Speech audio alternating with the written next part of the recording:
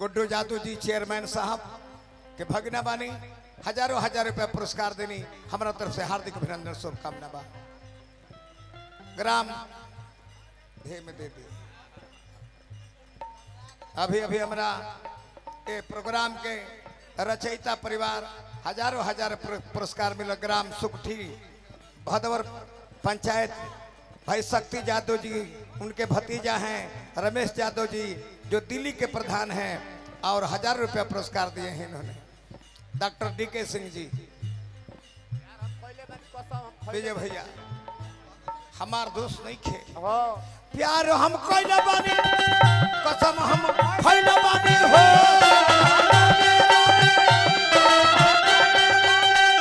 बड़ी मजबूर होके हाथ हम खैला बानी हो बड़ी मजबूर होके हाथ हम खैला बानी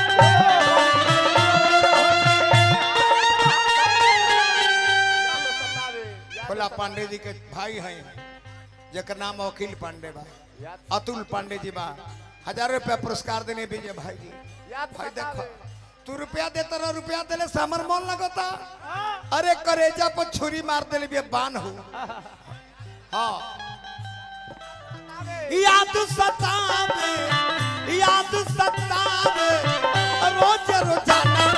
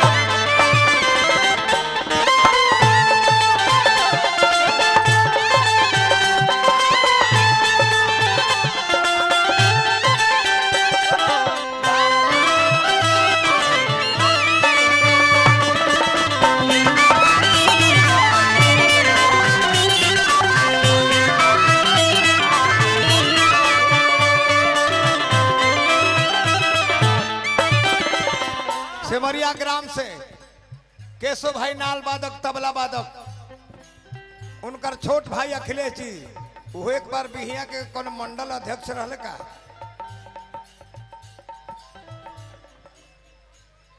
गोरख भाई। अच्छा अच्छा अच्छा बहुत बहुत धन्यवाद परिवार भर के हार्दिक अभिनंदन और शुभकामना बा। और बा रोज हम मरतानी बिरह में जरतानी हो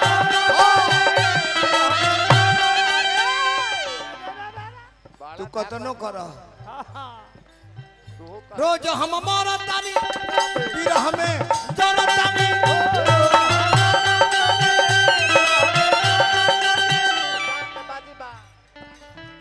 जान के बाजी बाटे वादा हम करत बानी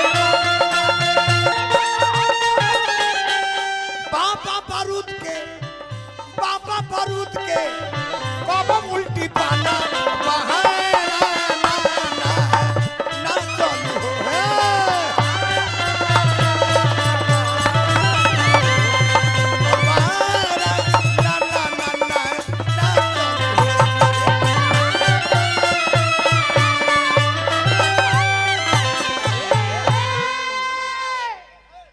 निदान इमरजेंसी हॉस्पिटल के सौजन्य से 100 रुपया पुरस्कार फिर आई।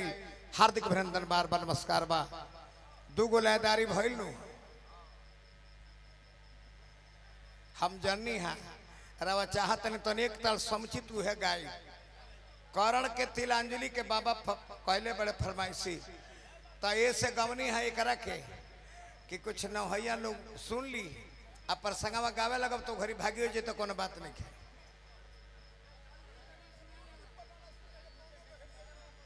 हाँ हाँ तो देखी मरणोपरांत गीत गवल जले एगो गीत हम गवले बाने की दुनिया धर्मशाला हो एगो आवेला एगो जाला समय के मृत्यु महोत्सव रूप धले जैसे आज समय की मृत्यु महोत्सव बन गई बिया।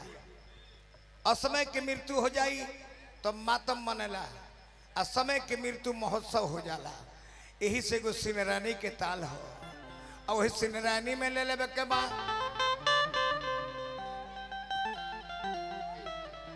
ए मनोज बाबू कि कवन बहेलिया जा डलो सिरे हमरा पिया के फतो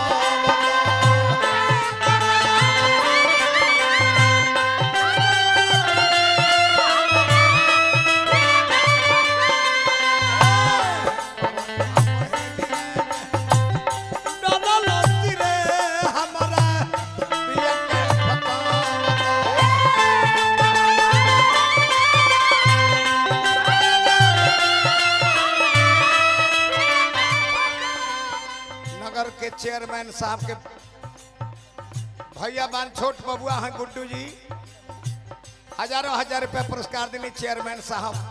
देखिए लय में कितना खनक बा जे चेयरमैन साहब के नारा है वजह से लेकर रुपया चले। गुड्डू भाई भी बहुत बहुत प्रणाम, हार्दिक अभिनंदन। संगे संगे संजय बाबू कवन बहेलिया जाल अरे डलो सिरे हमरा पिया के फतो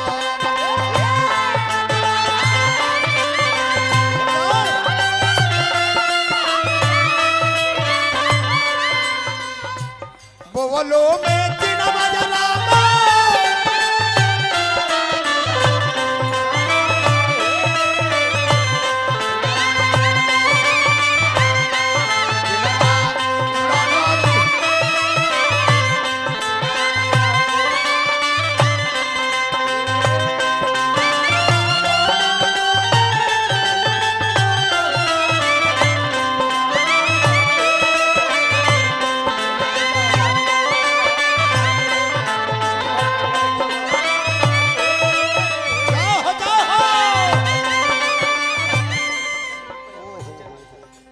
भैया हमरा संजय यादव जी और हमरा संतोष भाई मास्टर साहब खोचरी हाटोला पोखरा हाटोला के सज्जन से पुरस्कार आई।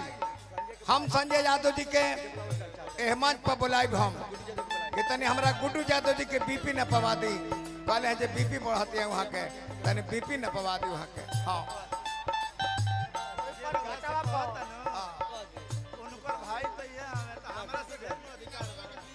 आई बीपी न पवावे के फीस बा। ओही पानी घाटावा पर बहेलिया के डेरा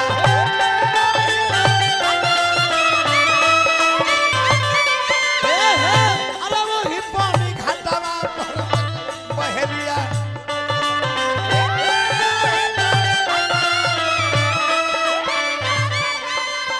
भैया आगनी हो गई। हम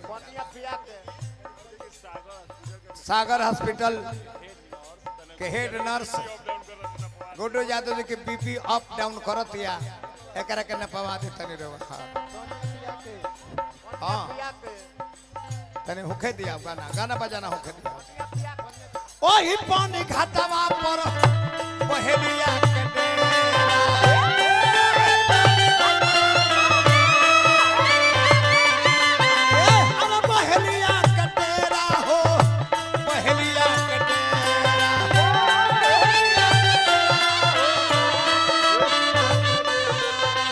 इनका सको है तो डबल में बोलस तो बहुत मार मारब तुरंत माइक ले ले मुंह में। पनिया पिया के हई भरवा लस्सी रे हमरा पिया के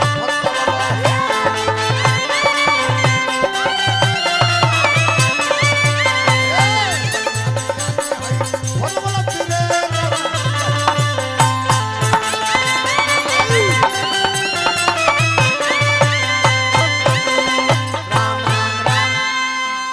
और बाबा हमारा। हाँ खियारा जांग तोर थाको बहेलिया जंगरे लागे घूम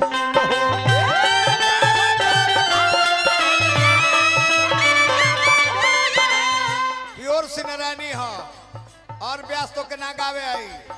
प्योर सिनरानी है प्योर और व्यास तो के ताल आई नु लोए गावे आई। जांग तोर थाको बहेलिया जंगरे लागे घूम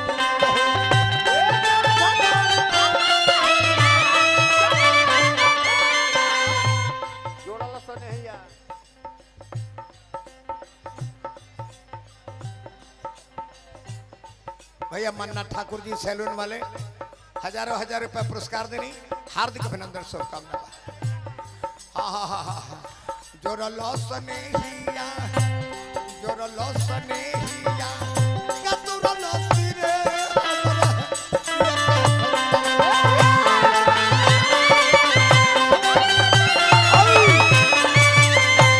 जोर लौसने हिया के तोर लौसी रे हमरा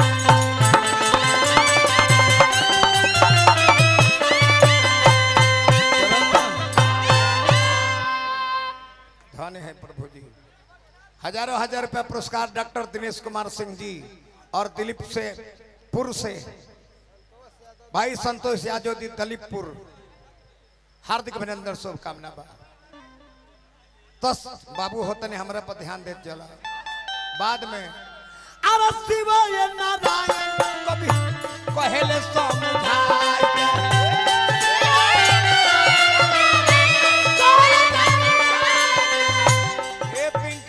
नाच होले अरे राम राम प्योर दे सिलवा नाचे ही पन हुई ना तो पखाउत पहला ना तो सिनेरानी पहला कर ताले ऐसन हो शिवाय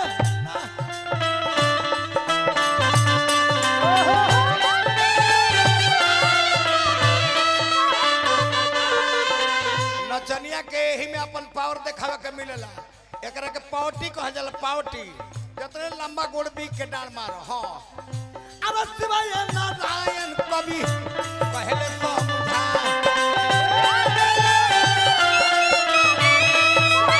आए हमें कहले तो मुझाई के और तेज हो जा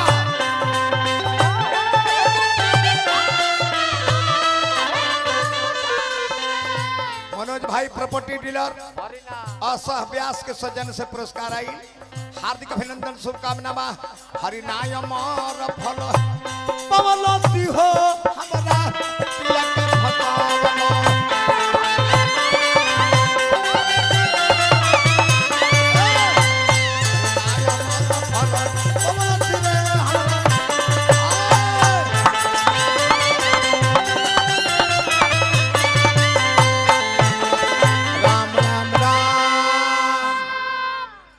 चलिए अब हम जय के बोलनी हाँ हजारों हजार रुपया पुरस्कार पौनी कार्यक्रम में एक एक तल गाले भी दी बाद से दस्तान सुना दी जा।